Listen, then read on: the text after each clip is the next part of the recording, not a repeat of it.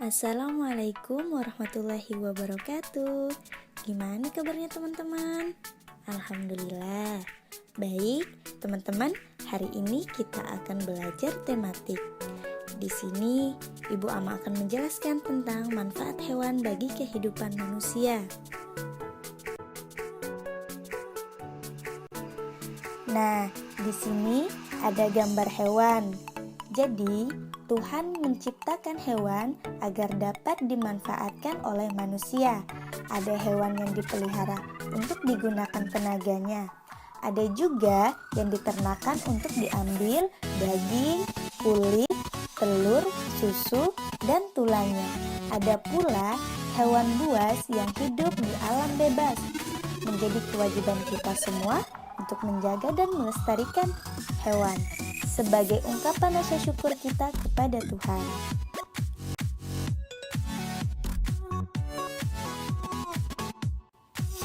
Selanjutnya, ada 3 macam manfaat hewan. Yang pertama, bisa jadi bahan pangan. Yang kedua, bisa jadi bahan sandang. Dan yang ketiga, bisa jadi bahan obat. Nah, yang pertama tadi, manfaat hewan sebagai bahan pangan. Salah satu manfaat hewan bagi manusia adalah sebagai salah satu penghasil bahan pangan. Manusia harus makan untuk bertahan hidup. Salah satu bahan pangan tersebut diperoleh dari hewan. Ada beberapa bagian tubuh hewan yang sering digunakan sebagai sumber bahan pangan, yaitu daging dan telur. Sebut saja daging sapi, daging ikan, telur ayam, telur puyuh, dan telur itik.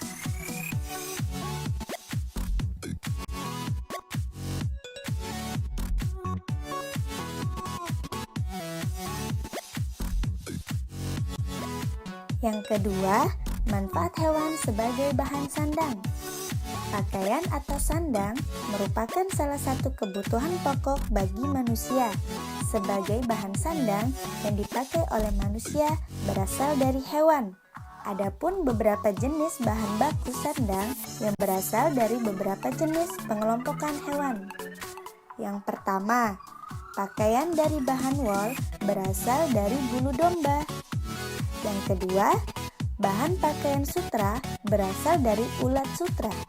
Adapun pakaian jaket kulit berasal dari sapi, kerbau, dan kambing.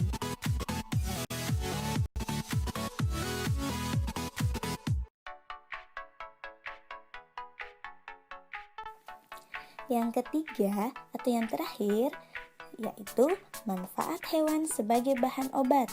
Penyakit seringkali menjadi salah satu bagian dari kehidupan manusia. Manusia akan mengupayakan sebagai hal untuk menyembuhkan penyakitnya. Salah satunya adalah mengonsumsi obat agar penyakitnya bisa sembuh. Salah satu bahan baku yang digunakan untuk membuat obat-obatan tersebut adalah hewan. Manusia yang sering mengonsumsi hewan atau bagian tertentu dari hewan untuk menyembuhkan penyakit. Ada bagian-bagian dari hewan yang sering dipakai untuk bahan pengobatan.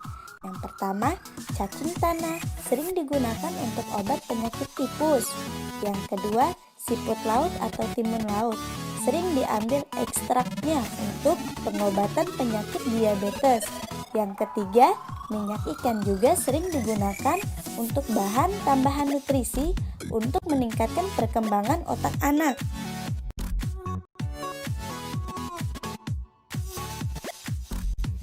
Keberagaman karakteristik individu di lingkungan keluarga.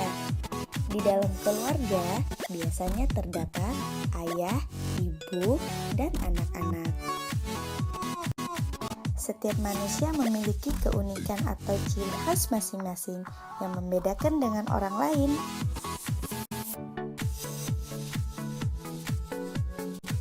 Ciri khas ini dapat dilihat dari perbedaan fisik seperti laki-laki dan perempuan, rambut lurus atau keriting, mata sipit atau besar, dan lain-lain.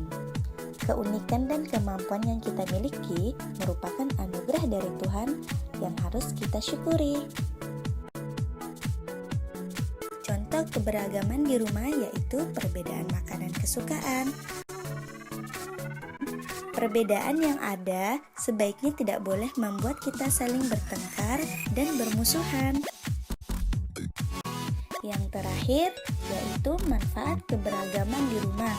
Dengan adanya keberagaman sifat dan karakter di rumah, setiap anggota keluarga dapat mengetahui dan memahami sifat setiap anggota keluarga. Adanya keberagaman dalam keluarga dapat mengembangkan sikap menghargai, menyayangi, dan menghormati perasaan orang lain. Perbedaan kemampuan dalam keluarga bermanfaat ketika kita bekerja sama. Baik, teman-teman di rumah bisa membuat observasi dan mendata manfaat hewan bagi kehidupan manusia serta menuliskan sifat karakter anggota keluarga di lingkungan sekitar dengan kreativitas masing-masing. Bisa dalam bentuk tabel, gambar, komik, cerita bergambar, atau mind mapping. Cukup sekian penjelasan dari Ibu Amah. Assalamualaikum warahmatullahi wabarakatuh.